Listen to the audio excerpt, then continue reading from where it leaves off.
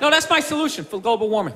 Everybody's talking about cars and oil. That doesn't matter. It's just too many people, you know. There's too many people doing it. Just that, you know, you want to help the environment, just stop fucking.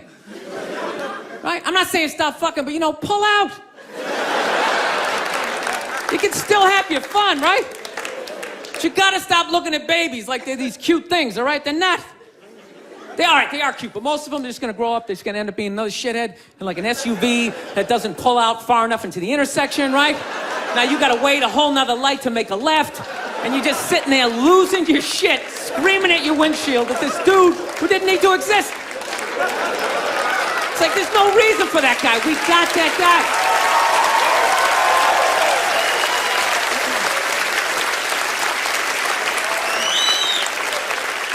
I don't know.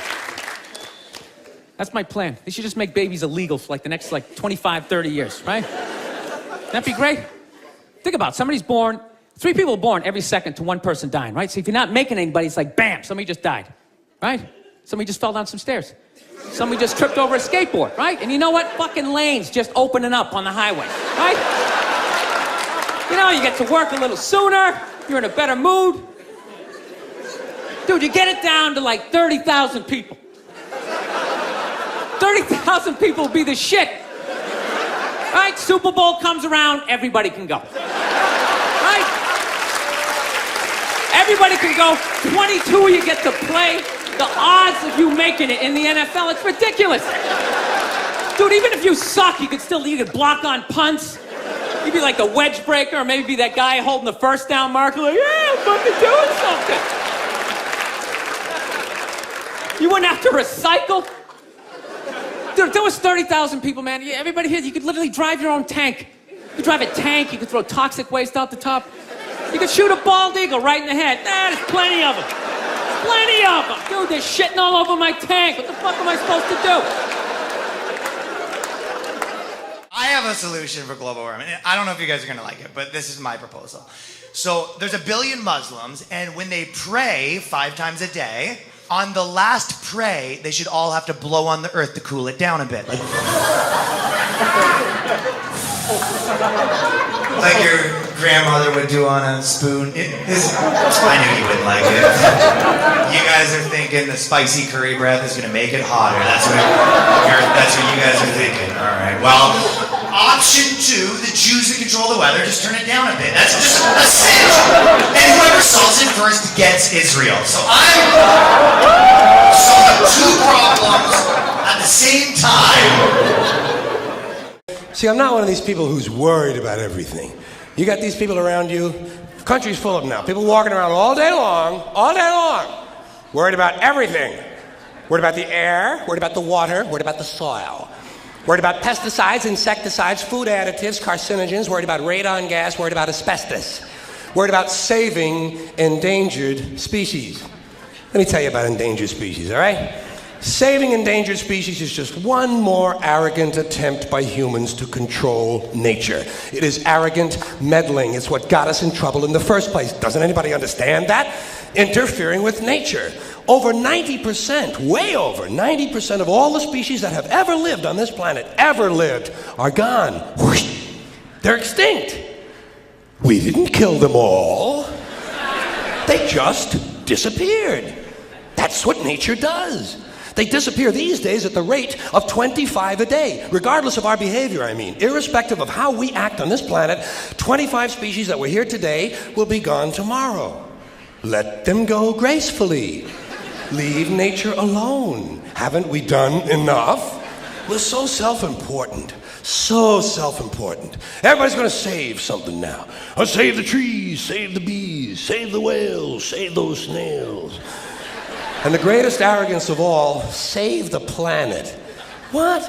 Are these fucking people kidding me? Save the planet? We don't know how to take care of ourselves yet. We haven't learned how to help one another. We're going to save the fucking planet?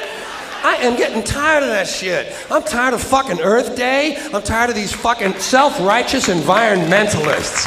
I'm tired of these white, liberal, bourgeois, liberal, white people who think the only thing wrong with this planet is there aren't enough bicycle paths. trying to make the world safe and clean for their Volvos. And I'm really sick of these rock stars and movie stars gonna work off their cocaine guilt by saving a forest somewhere. Besides, there's nothing, first of all, the environmentalists don't give a shit about the planet. They don't care about the planet. Not in the abstract, they don't. You know what they're interested in? A clean place to live. Their own habitat. They're worried that someday in the future they might be personally inconvenienced. Narrow, unenlightened self-interest doesn't impress me. Besides, there's nothing wrong with the planet. The planet is fine. The people are fucked. The people are fucked. Compared to the people, the planet is doing great. The planet has been here for 4.5 billion years, all right? 4.5 billion. We've been here, what, 100,000? Maybe. 200,000? Maybe. And we've only been engaged in heavy industry for a little over 200 years. 200 years versus 4.5 billion. And we have the conceit to think that somehow we're a threat? That somehow we're going to put in jeopardy this beautiful little blue-green ball that's just floating around the sun?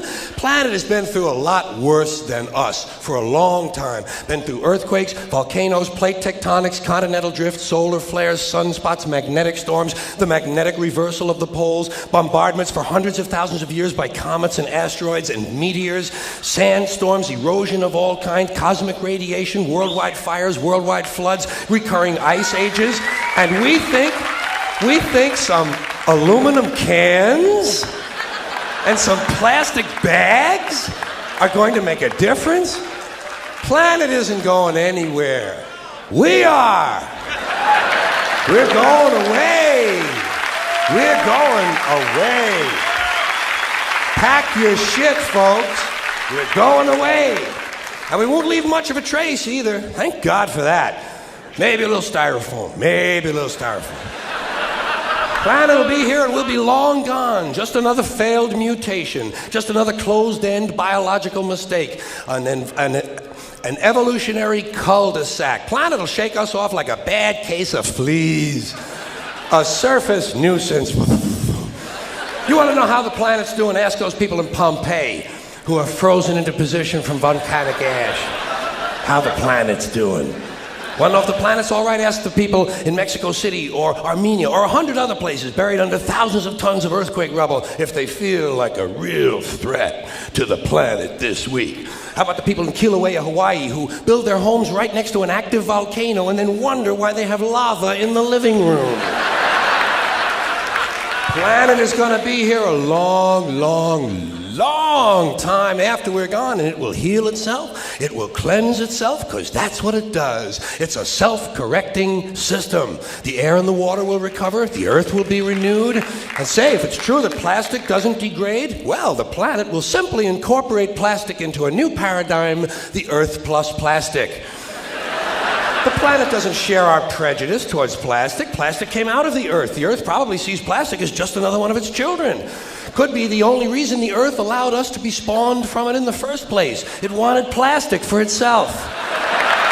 Didn't know how to make it. Needed us. Could be the answer to our age-old philosophical question, why are we here? Plastic. Assholes.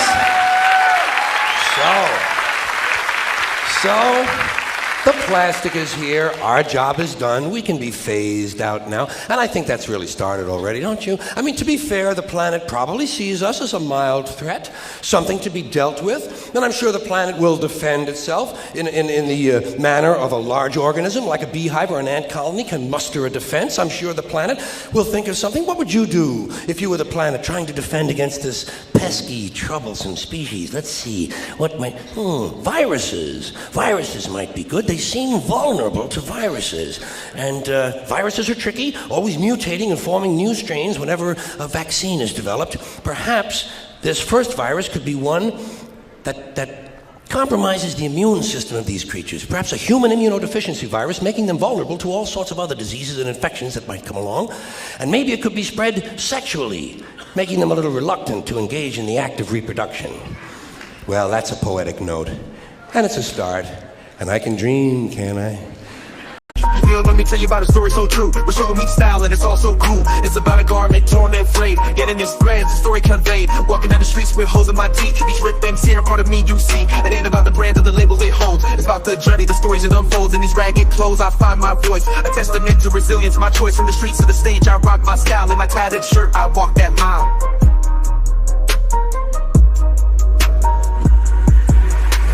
Ripped and torn, but still I stand in my ragged attire. I command, it's not just fabric, it's a statement I preach. In my threadbare garment, I find my reach.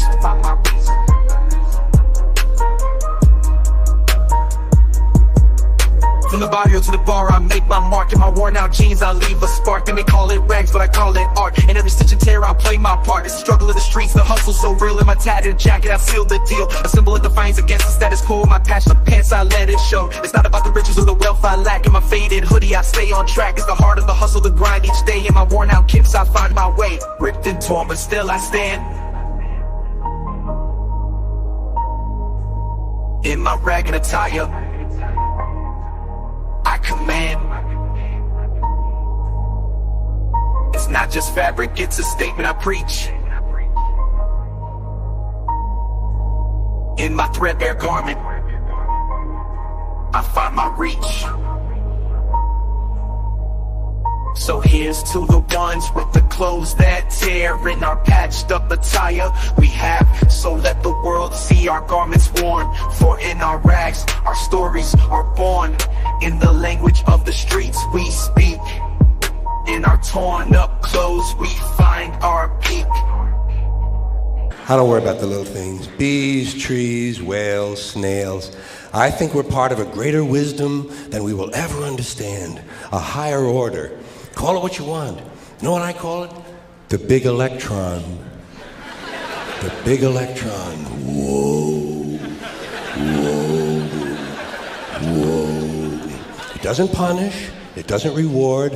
It doesn't even judge. It just is. And so are we. For a little while. Thanks for being here with me for a little while tonight. Thank you.